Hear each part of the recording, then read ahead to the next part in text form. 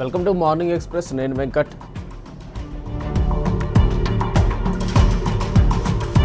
BRS అధినేత కేసీఆర్ అధ్యక్షతన రేపు పార్టీ కీలక సమావేశం జరగనుంది. ఈ సమావేశానికి BRS working president KTR, party ప్రధాన కార్యదర్శులు, మండలి ప్రతిపక్ష నేతతో పాటు మండలి, శాసనసభ పక్షాల డిప్యూటీ లీడర్లు హాజరు కానున్నారు. పార్టీ సంస్థాగత నిర్మాణం, సభ్యత్వ నమోదు, పార్టీ ఇన్ఛార్జీల నియామకం, బలోపేతానికి తీసుకోవాల్సిన చర్యలపై సుదీర్ఘంగా చర్చించనున్నారు.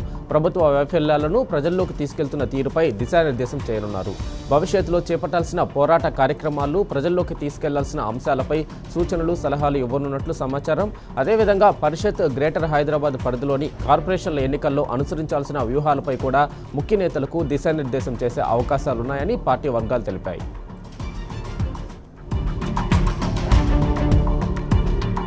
కాంగ్రెస్, బీజేపీ నాయకులు వారితో అంటగాగుతున్న మీడియాపై ఎక్స్ వేదికగా విమర్శలు గుప్పించారు BRS working president KTR.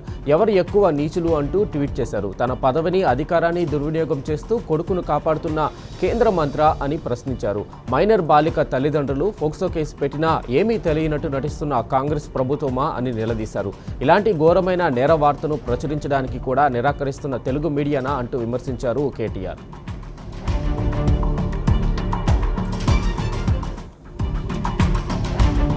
Revanth, బండి సంజయ్ల వ్యవహార తీరుపై ఫైర్ అయ్యారు మాజీ మంత్రి హరీష్ రావు. బాధితురాలు న్యాయం కోసం పోలీస్ స్టేషన్కు వెళ్తే కేసు నమోదు చేయడానికి 8 గంటల సమయం ఎందుకు పట్టిందని ప్రశ్నించారు. కేసు నమోదై 36 గంటలు గడుస్తున్నా నిందితులపై ఇంతవరకు ఎందుకు చర్యలు తీసుకోవడం లేదని నిలదీశారు. దీనికి హోంమంత్రిగా ఉన్న సీఎం రేవంత్ రెడ్డి సమాధానం చెప్పాలన్నారు. రాష్ట్రంలో కాంగ్రెస్, బీజేపీల చీకటి ఒప్పందానికి, కుమ్మక్కు రాజకీయాలకు ఇంతకంటే నిదర్శనం మరొకటి ఉండదని ధ్వజమెత్తారు. ఇప్పటికైనా పోలీసులు వెంటనే బండి భగీరథ్పై నమోదైన కేసుపై విచారణ జరిపి బాధితురాలికి న్యాయం చేయాలని డిమాండ్ చేశారు.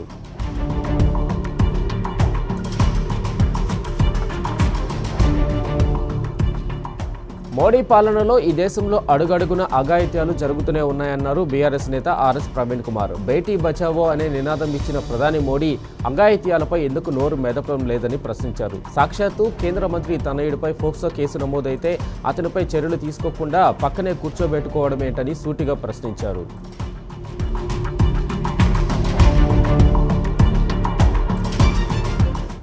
కాంగ్రెస్, బీజేపీది ఫివికాల్ బంధమని నిప్పులు చెరిగారు బీఆర్ఎస్ మహిళా నేతలు పద్మా దేవేందర్ రెడ్డి, సుమిత్రానంద్. బండి సంజయ్ కొడుకుని కాంగ్రెస్ సర్కారు కాపాడాలని చూస్తుందని విమర్శించారు. బాధితురాలు అన్ని ఆధారాలతో ఫిర్యాదు చేసినా 3 నెలలుగా కేసు నమోదు చేయకపోగా తిరిగి బాలికపైనే హనీ ట్రాప్ కేసు నమోదు చేయడమేంటని ప్రశ్నించారు. హోంశాఖను తన దగ్గరే పెట్టుకున్న రేవంత్ ఏం చేస్తున్నాడని నిలదీశారు. శాంతి భద్రతల విషయంలో కాంగ్రెస్ సర్కారు పూర్తిగా విఫలమైందని, బాధితురాలికి న్యాయం జరిగే వరకు బీఆర్ఎస్ అండగా ఉంటుందని హెచ్చరించారు.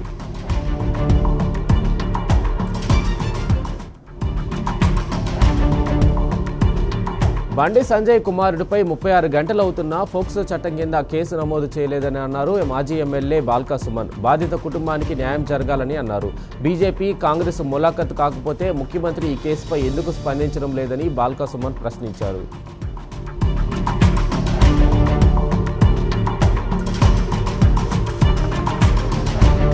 కేంద్ర మంత్రి బండి సంజయ్ కొడుకు బండి భగీరథ్ను వెంటనే అరెస్టు చేయాలని డిమాండ్ చేస్తూ మహిళా సంఘాల నేతలు పేట్ బషీరాబాద్ పిఎస్ను ముట్టడించారు. రేవంత్ రెడ్డి పాలనలో మహిళలకు రక్షణ కరువైందని మండిపడ్డారు. బండి కొడుకును రేవంత్ కాపాడుతున్నారని ఆగ్రహం వ్యక్తం చేశారు. బాధిత మైనర్ బాలికకు న్యాయం చేయకుండా 3 నెలల నుంచి వేధిస్తున్నారని విరుచుకుపడ్డారు. వీఐపీలు అయితేనే న్యాయం చేస్తారా, సామాన్యులకు న్యాయం చేయరా అని ప్రశ్నించారు. పదవిని అడ్డం పెట్టుకుని కొడుకును కాపాడుతున్న బండిని బర్తరఫ్ చేయాలని డిమాండ్ చేశారు.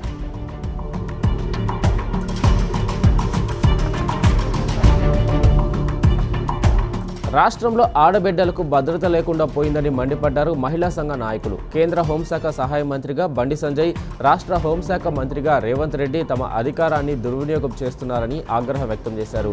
మైనర్ బాలికపై అత్యాచారానికి పాల్పడిన బండి సంజయ్ కుమారుడు బండి భగీరథ్పై వెంటనే ఫోక్సో కేసు నమోదు చేసి పోలీసులు అరెస్టు చేయాలని డిమాండ్ చేశారు పలువురు మహిళా నాయకులు.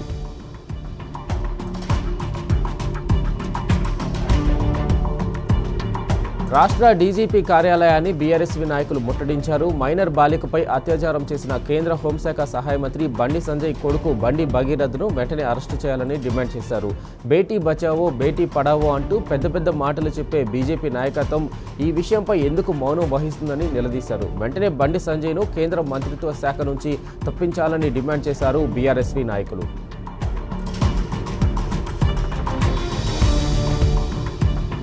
బీఆర్ఎస్ వర్కింగ్ ప్రెసిడెంట్ కేటీఆర్ ఇచ్చిన మాటను నిలబెట్టుకున్నారు. విద్యార్థి స్వచ్ఛంద సంస్థ స్ట్రీట్ కాజుకు 17 లక్షల రూపాయల చెక్కును అందించారు. ఇటీవల స్ట్రీట్ కాజు సంస్థ 17 ఏళ్ల ప్రస్థానాన్ని గుర్తిస్తూ 17 లక్షల రూపాయల విరాళాన్ని ఇస్తున్నట్టు ప్రకటించారు కేటీఆర్. విద్యార్థుల భవిష్యత్తు కోసం పనిచేస్తున్న స్ట్రీట్ కాజు లాంటి సంస్థలకు ప్రోత్సాహం అందించాలని కోరారు కేటీఆర్. విరాళాల సేకరణ కోసం donate.streetcause అనే ప్లాట్ఫామ్ను కేటీఆర్ ప్రారంభించారు.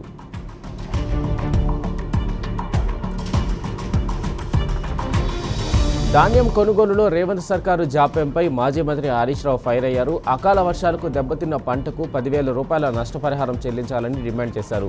మెదక్ జిల్లా చేగుంట మండలంలోని కన్నాల్పల్లి గ్రామంలో ధాన్యం కొనుగోలు కేంద్రాలను పరిశీలించారు. హరీష్ రావు అధికారులకు ఫోన్ చేసి అన్నదాతల దీన పరిస్థితిని వివరించారు. కొనుగోలు కేంద్రాల్లో వెంటనే పంట కొనుగోలు ప్రారంభించాలని డిమాండ్ చేశారు. ఈ కార్యక్రమంలో దుబ్బాక ఎమ్మెల్యే కొత్త ప్రభాకర్ రెడ్డి, మెదక్ జిల్లా బీఆర్ఎస్ అధ్యక్షురాలు పద్మా దేవేందర్ రెడ్డి కొనుగోలు కేంద్రాలను పరిశీలించారు.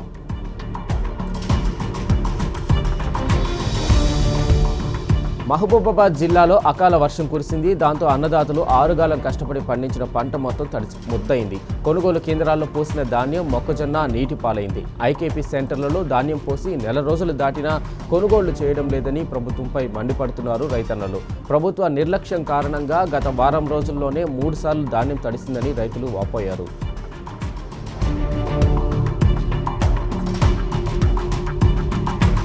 భద్రాద్రి కొత్తగూడెం జిల్లా దమ్మపేట మార్కెట్ యార్డులో అన్నదాతల పరిస్థితి అగమ్య గోచరంగా మారింది. అకాల వర్షంతో చేతికొచ్చిన పంటంతా నీటి పాలైందని రైతులు కన్నీరు మున్నీరవుతున్నారు.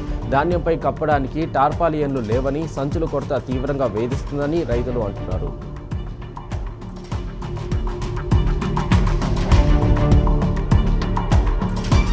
కాంగ్రెస్ పాలనలో రైతుల పరిస్థితి దయనీయంగా మారింది. పండించిన పంటలను అమ్ముకునేందుకు రైతులు నానా ఇబ్బందులు ఎదుర్కోవాల్సిన దుస్థితి ఏర్పడింది.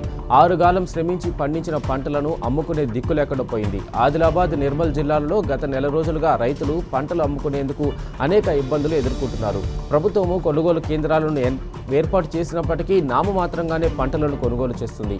గన్నీ బ్యాగుల కొరత కారణంగా కొనుగోలు కేంద్రాలలో అధికారులు పంటలను నామమాత్రంగానే కొంటున్నారు.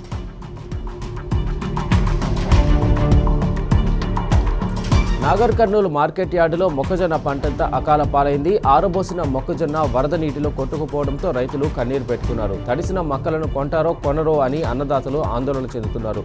ప్రభుత్వం వెంటనే ఆదుకోవాలని విజ్ఞప్తి చేస్తున్నారు.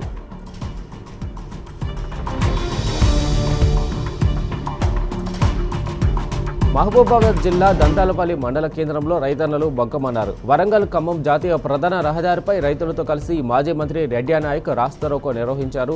తడిసి ముద్దైన ప్రతి ధాన్యపు గింజను ప్రభుత్వం కొనుగోలు చేయాలని ఆయన డిమాండ్ చేశారు. రైతుల ధర్నాతో వరంగల్ ఖమ్మం మధ్య పెద్ద ఎత్తున వాహనాలు నిలిచిపోయాయి. ప్రభుత్వం స్పందించకపోతే ఆందోళనను మరింత ఉధృతం చేస్తామని రెడ్డి నాయక్ అన్నారు.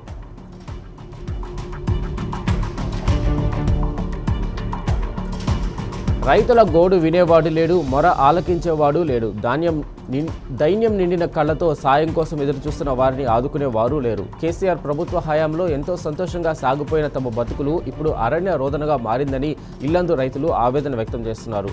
కొనుగోలు కేంద్రాల్లో మొక్కల కొనుగోలు లేక పంటంతా వర్షానికి తడిసి ముద్దయిందని కన్నీరు మున్నీరవుతున్నారు. అధికారులు కూడా పూర్తి నిర్లక్ష్యంతో వ్యవహరిస్తున్నారని, రైతుల పట్ల ఇలాంటి ధోరణి తగదని వారు అంటున్నారు.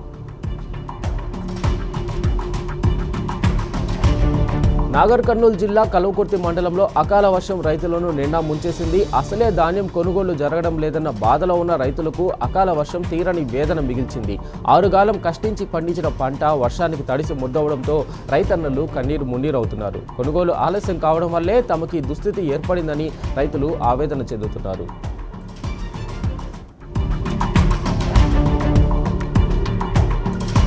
మాజీ మంత్రి డాక్టర్ లక్ష్మారెడ్డిపై జడ్చర్ల ఎమ్మెల్యే అనిరుద్ధ్ రెడ్డి చేసిన వ్యాఖ్యలకు ఊరుకొండ మండల బీఆర్ఎస్ నేతలు నిరసన వ్యక్తం చేశారు. జడ్చర్ల అభివృద్ధికి లక్ష్మారెడ్డి చేసిన సేవలను ప్రజలు ఇప్పటికీ గుర్తుంచుకుంటున్నారని వారన్నారు. ప్రభుత్వం మొక్కజొన్న కొనుగోలు విషయంలో పూర్తిగా విఫలమైందని మండిపడ్డారు. రైతులను తీవ్ర ఇబ్బందులకు గురి చేస్తున్నారని కాంగ్రెస్ నేతలపై ఫైర్ అయ్యారు. జడ్చర్లలో ఇప్పటికీ కనిపిస్తున్న అభివృద్ధి అంతా లక్ష్మారెడ్డి హయాంలోనే జరిగిందని తెలిపారు. ఎన్నికల సమయంలో ఇచ్చిన హామీలను ఎమ్మెల్యే అనిరుద్ధ్ రెడ్డి అమలు చేయలేదని ఆరోపించారు. తెలంగాణలో కాంగ్రెస్ పార్టీ అధికారంలోకి వచ్చిన నాటి నుంచి రైతుల జీవితాలు అంధకారంలోకి నెట్టివేయబడ్డాయని విమర్శించారు రాష్ట్ర కార్పొరేషన్ మాజీ చైర్మన్ దూదిమెట్ల బాలరాజు యాదవ్. పంట పండించడం కంటే పండిన పంటను మార్కెట్లో అమ్మడం రైతులకు పెద్ద సవాల్గా మారిందని మండిపడ్డారు. ధాన్యం కొనుగోలు కేంద్రాలకు తీసుకొచ్చి నెల రోజులు అవుతున్నా ఇంకా కాంటర్లో పెట్టని పరిస్థితి నెలకొందని ధ్వజమెత్తారు. రైతులను గోసపెట్టిస్తున్న ఈ ప్రభుత్వం పతనం కాక తప్పదన్నారు.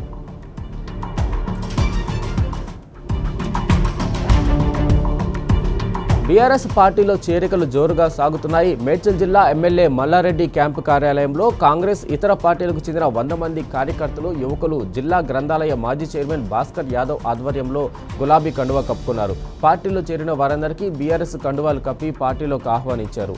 కాంగ్రెస్ పాలనపై విసుగు చెందామని, కేసీఆర్తోనే రాష్ట్రం అభివృద్ధి సాధ్యపడుతుందనే పార్టీలో చేరినట్లు తెలిపారు. ఈ కార్యక్రమంలో బీఆర్ఎస్ పార్టీ మాజీ మేడ్చల్ మండల అధ్యక్షులు దయానంద్ యాదవ్ తదితరులు పాల్గొన్నారు.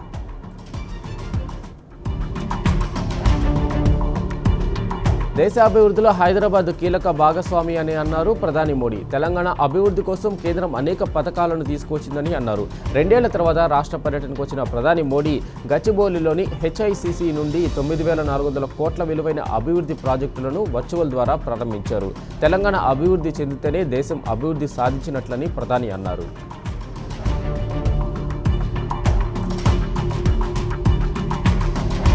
అరగంటలోనే నాలుక మడత పెట్టాడు మోడీ. అక్కడేమో కలిసి పనిచేద్దామన్నాడు, ఇక్కడ వచ్చి కాంగ్రెస్ అంటేనే కరప్షన్ అని డైలాగులు కొట్టాడు. ఏ ఎండకు ఆ గొడుగు పట్టడంలో తనను మించినోడు లేడని మరోసారి నిరూపించుకున్నాడు మోడీ.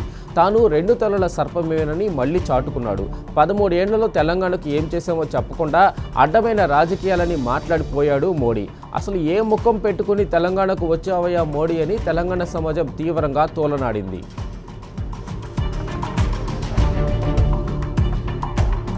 ప్రధాని మోడీ సభలో మూసీ బాధితులు నిరసన వ్యక్తం చేశారు. మూసీ నది దండి మార్చి నిర్వాహకులతో కలిసి మధు పార్క్ రిడ్జి అపార్ట్మెంట్ వాసులు ఆందోళన చేపట్టారు. న్యాయం చేయాలని ప్లకార్డులు ప్రదర్శించారు. రాష్ట్ర ప్రభుత్వం తమ ఇళ్లను అన్యాయంగా లాక్కుంటుందని ఆవేదన వ్యక్తం చేశారు. వికాసం కావాలి, వినాశనం కాదని నినాదాలు చేశారు. న్యాయం చేయాలని మోడీని డిమాండ్ చేశారు. జనగణనలో కులగణన చేయనందుకు నిరసనగా బీసీ జేఏసీ గన్ పార్క్ వద్ద పెద్ద ఎత్తున ఆందోళన నిర్వహించింది. దేశవ్యాప్తంగా జరుగుతున్న జనగణనలో బీసీ కుటుంబాలను లెక్కించకుండా కేంద్ర ప్రభుత్వం అన్యాయం చేస్తున్న వైఖరిపై బీసీ జేఏసీ ఆగ్రహం వ్యక్తం చేసింది. ఈ కార్యక్రమంలో మాజీ స్పీకర్ మధుసూదనాచారి, మాజీ మంత్రి శ్రీనివాస్ గౌడ్, బబీసీ సంక్షేమ సంఘం జాతీయ అధ్యక్షుడు జాజుల శ్రీనివాస్ గౌడ్, ఎమ్మెల్సీ కోదండరాం, సిపిఎం నేతలు, కాంగ్రెస్ షాద్నగర్ ఎమ్మెల్యే శంకర్తో పాటు పలువురు అఖిలపక్ష నేతలు పాల్గొన్నారు. సికింద్రాబాద్లో ప్రధాని మోడీ సభకు వ్యతిరేకంగా నల్ల జెండాలతో నిరసన వ్యక్తం చేశారు.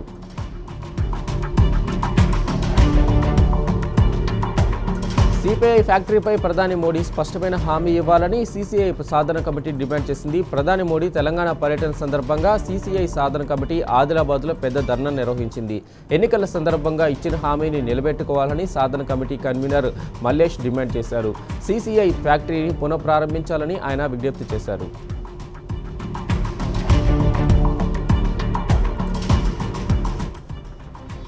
మార్నింగ్ ఎక్స్ప్రెస్లో షార్ట్ బ్రేక్ తీసుకుందాం.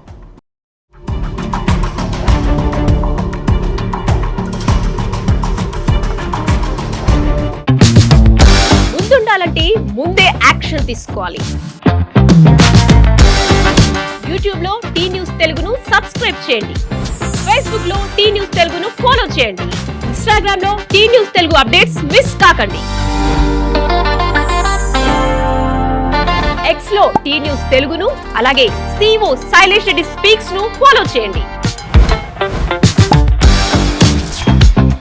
వాట్సాప్ లో టీ న్యూస్ తెలుగు ఛానల్లో జాయిన్ అవ్వండి.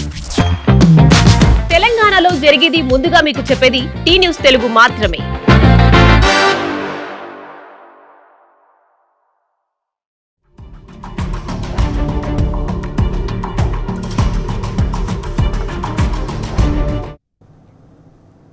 Back to morning express.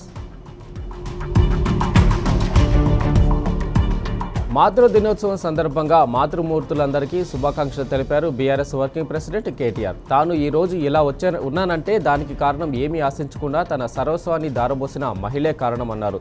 తన తల్లే తన బలం, తన మార్గదర్శి అని పేర్కొన్నారు. అదేవిధంగా తన పక్కన మరో అద్భుతమైన మహిళ తన భార్య నిలుస్తుందన్నారు. ఆమె మద్దతు, సహనం, దయ జీవితంలోని ప్రతి దశలో తనకు బలంగా నిలిచాయన్నారు. తమ త్యాగంతో కుటుంబాలను కలిపి ఉంచే మహిళల గురించి చెప్పడానికి మాటలు ఎప్పటికీ సరిపోవన్నారు కేటీఆర్.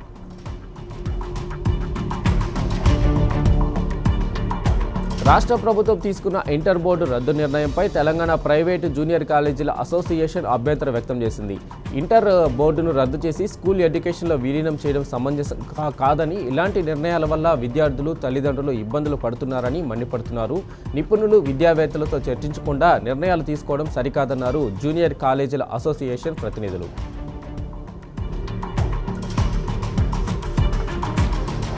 సుల్తానాబాద్ మండలం కనుకుల గ్రామంలోని ప్రభుత్వ భూమిని అక్రమంగా పట్టా చేసుకున్నారని ఆరోపిస్తూ గ్రామస్తులు ఆందోళన చేపట్టారు. రైతులతో కలిసి ప్రభుత్వ భూమిని పరిశీలించిన గ్రామ సర్పంచ్ కవిత అధికారుల తీరుపై మండిపడ్డారు. వ్యవసాయ భూమిని వ్యవసాయేతర భూమిగా మార్పు చేసుకోవడాన్ని రైతులు తప్పుబట్టారు. ఈ వ్యవహారంలో అధికారుల తీరుపై గ్రామస్తులు ఆగ్రహం వ్యక్తం చేశారు.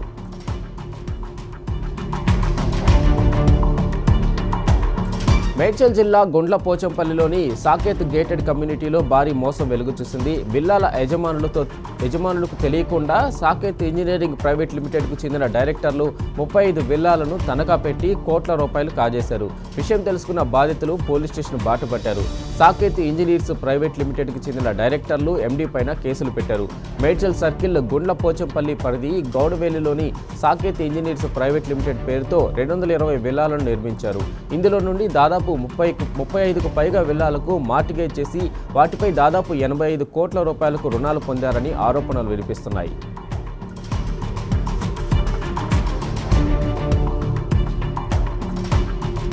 బీటీ రోడ్డు వేయాలని డిమాండ్ చేస్తూ జనగామ జిల్లా కొడకండ్ల మండలం పాకాల గ్రామస్తులు ఆందోళనకు దిగారు. బీఆర్ఎస్ హయాంలో మంజూరైన రోడ్డు ఇప్పటికీ పూర్తి కాలేదని మండిపడ్డారు.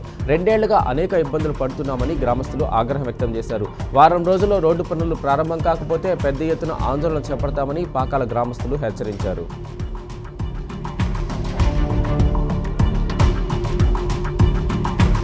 ఓ వివాహితతో జరిపిన ఫోన్ సంభాషణ ఓ దళిత యువకుడి ప్రాణాలకు మెరుగు తెచ్చింది. పెద్దపల్లి జిల్లా సింగిరెడ్డిపల్లి గ్రామానికి చెందిన వంశీ అనే యువకుడు అదే గ్రామానికి చెందిన ఓ యువతితో కొంతకాలం ప్రేమ వ్యవహారం నడిపినట్లు పోలీసులు తెలిపారు. ఆ తర్వాత ఆమె వేరొకరిని వివాహం చేసుకోవడంతో వారి ప్రేమ బంధానికి బ్రేకప్ పడింది. అయితే ఇటీవల మళ్లీ ఇద్దరి మధ్య ఫోన్ సంభాషణలు మొదలయ్యాయి. అది గమనించిన వివాహిత భర్త నీలం నవీన్ వంశీని హత్య చేసినట్లు పోలీసులు తెలిపారు. దీంతో గ్రామంలో తీవ్ర ఉద్రిక్త పరిస్థితులు నెలకొన్నాయి.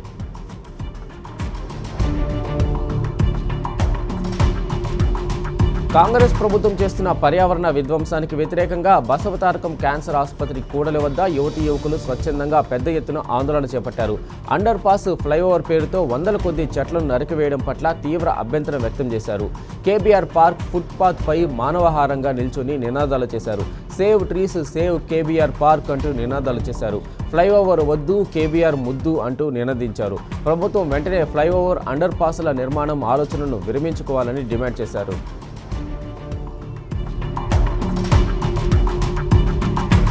తమిళనాడుతో టీవీకే ప్రభుత్వం కొలువుదీరింది. 5 పార్టీల మద్దతులో సంకీర్ణ ప్రభుత్వాన్ని ఏర్పాటు చేశారు ఇళయ దళపతి విజయ్ జోసెఫ్.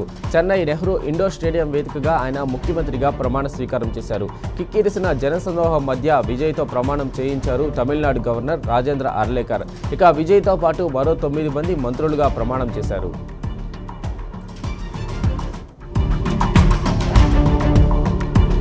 తమిళనాడు ముఖ్యమంత్రిగా ప్రమాణ స్వీకారం చేసిన వెంటనే విజయ్ తనదైన మార్కును చాటుకున్నారు. ఎన్నికల మేనిఫెస్టోలో ఇచ్చిన అత్యంత కీలకమైన హామీని అమలు చేస్తూ ఉచిత విద్యుత్ పథకంపై తొలి సంతకం చేశారు. మరోవైపు ప్రోటెం స్పీకర్ నియామకం తర్వాత బల నిరూపణకు విజయ్ వ్యూహరచన చేస్తున్నారు. గవర్నర్ ఇచ్చిన 3 రోజుల గడువు లోపలే బల నిరూపణ చేసుకునేలా పక్కా ప్లాన్లో ఉన్నారు.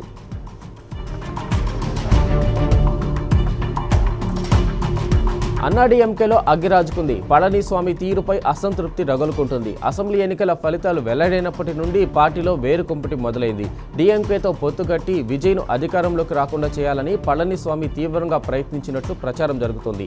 అంతేకాకుండా డీఎంకేతో కలిసి ప్రభుత్వాన్ని ఏర్పాటు చేసే దిశగా పావులు కదిపినట్లు కూడా అనుమానాలు ఉన్నాయి. ఇదే ఇప్పుడు పార్టీలో చిచ్చుపెట్టింది. పార్టీ నాయకత్వం మారాలంటూ కొత్త నినాదానికి ఆజ్యం పోసింది. ఈ శిబిరానికి సివి షణ్ముగం నాయకత్వం వహిస్తున్నాడు.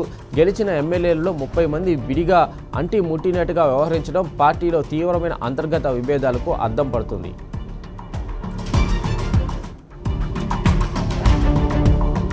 పుదుచ్చేరిలో ఈ నెల 13న కొత్త ప్రభుత్వం కొలువుదేరనుంది. ముఖ్యమంత్రిగా NRC Congress chief NN Rangaswamy 5వ ప్రమాణ స్వీకారం చేయనున్నారు. ఇప్పటి వరకు 4 సార్లు ముఖ్యమంత్రిగా పనిచేసిన సుదీర్ఘ అనుభవం ఆయనది. నిరాడంబరతకు నిలువెత్తు నిదర్శనంగా భావించే రంగస్వామిని ఈసారి కూడా సీఎం పదవికి ఎన్డీఏ కూటమి ఏకగ్రీవంగా ఎన్నుకుంది. కాగా 13వ తేదీన ప్రమాణ స్వీకారోత్సవానికి ఏర్పాట్లు చురుకుగా కొనసాగుతున్నాయి. ఈ కార్యక్రమానికి పెద్ద సంఖ్యలో ఎన్డీఏ నేతలు హాజరు కానున్నారు.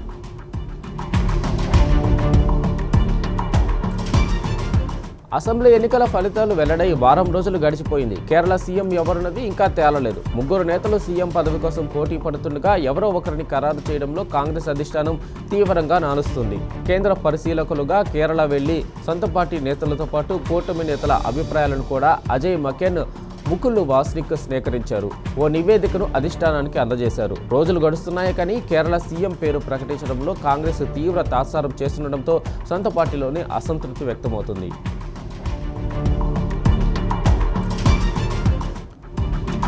పశ్చిమ బెంగాల్, తమిళనాడులో కొత్త ప్రభుత్వాలు కొలువుదేరాయి. కేరళలో ఇంకా సందిగ్ధత కొనసాగుతుండగా అసోంలో శాసనసభ పక్షనేతగా మళ్లీ హిమంత బిశ్వ శర్మ ఎన్నికయ్యారు. గౌహతిలో ఇవాళ జరిగిన బీజేఎల్పీ సమావేశంలో హిమంత పేరును ఏకగ్రీవంగా ఆమోదించారు. ఈ సమావేశానికి కేంద్ర పరిశీలకులుగా కేంద్ర మంత్రి జేపీ నడ్డా, హర్యానా సీఎం నయాబ్ సింగ్ సైని హాజరయ్యారు. కాగా హిమంత బిశ్వ శర్మ రెండోసారి అసోం ముఖ్యమంత్రిగా పదవీ ప్రమాణ స్వీకారం చేయనున్నారు. ఈ నెల 12న హిమంత నేతృత్వంలో కొత్త ప్రభుత్వం కొలువుదేరనుంది. ఈ కార్యక్రమానికి ప్రధాని మోడీతో పాటు ఎన్డీఏ నేతలంతా హాజరు కానున్నారు.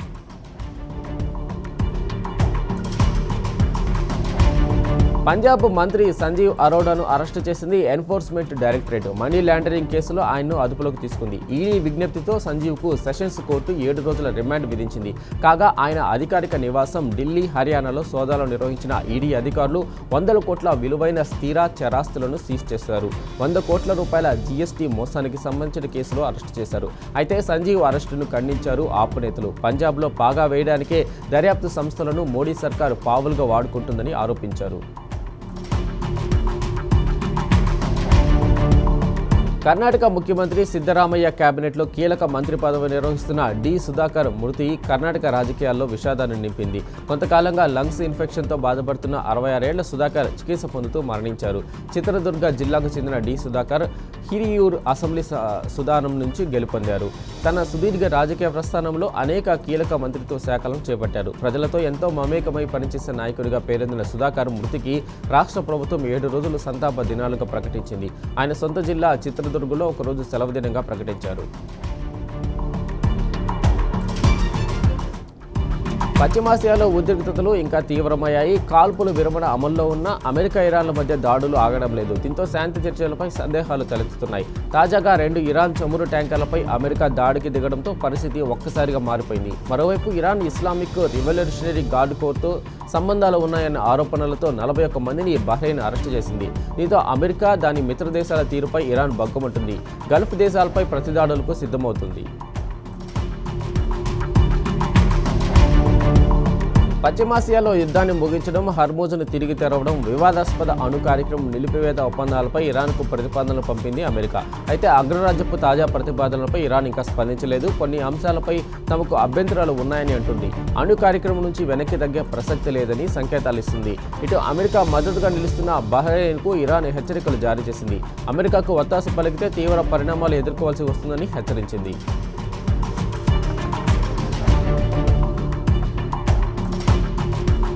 రష్యా, ఉక్రెయిన్ల మధ్య శాంతి ఒప్పందం కుదరనుందా? ఇరు దేశాల మధ్య సయోధ్య కుదుర్చడానికి అమెరికా అధ్యక్షుడు ట్రంప్ చేస్తున్న ప్రయత్నాలు ఫలిస్తున్నాయా అంటే అవుననే అంటున్నారు రష్యా ప్రెసిడెంట్ పుతిన్. కీవ్తో 4 ఏళ్లుగా సాగుతున్న యుద్ధంపై కీలక వ్యాఖ్యలు చేశారు ఆయన. మాస్కోలో జరిగిన రష్యా విక్టరీ డే సెలబ్రేషన్స్లో పాల్గొన్న ఆయన యుద్ధం ముగింపు దశకు చేరుకుందని ప్రకటించారు. ఉక్రెయిన్తో శాశ్వత కాల్పుల విరమణ ఒప్పందంపై చర్చలకు సిద్ధమైనట్టు సంకేతాలు ఇచ్చారు. నాటో కూటమిపై మండిపడ్డారు పుతిన్. ఉక్రెయిన్ను దురాక్రమణదారుగా అభివర్ణించిన ఆయన తాము చేస్తున్నది న్యాయబద్ధమైన యుద్ధం అంటూ ప్రకటించుకున్నారు.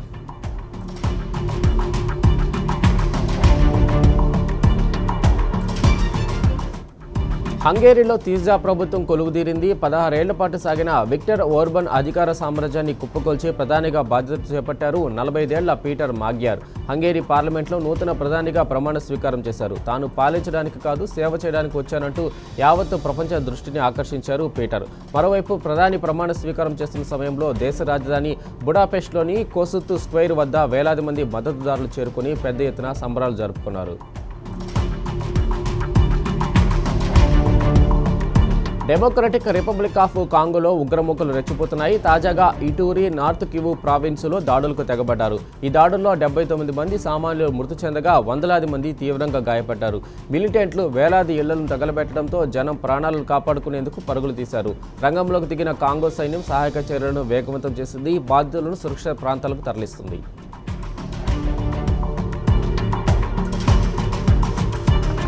లో స్కోరింగ్ మ్యాచ్లో ముంబై ఇండియన్స్పై ఆర్సీబీని అదిరే విక్టరీ కొట్టింది. బ్యాటింగ్కు అనుకూలించని పిచ్ మీద టాప్ ఆర్డర్ విఫలమైన కృణాల్ పాండ్యా ఒంటరి పోరాటంతో బెంగళూరును గట్టెక్కించాడు. రాయ్పూర్లో ముంబై ఇండియన్స్ను ఆఖరి ఓవర్ తిళ్లలో చిత్తు చేసిన బెంగళూరు 14 పాయింట్లతో ముందంజ వేసింది. కృణాల్ పాండ్యా 73తో అద్భుత అర్ధశతకంతో గెలుపులో కీలక పాత్ర పోషించాడు.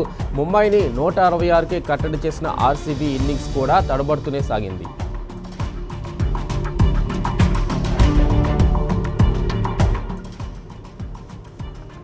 ఇది వాటి morning express. Keep watching tea news.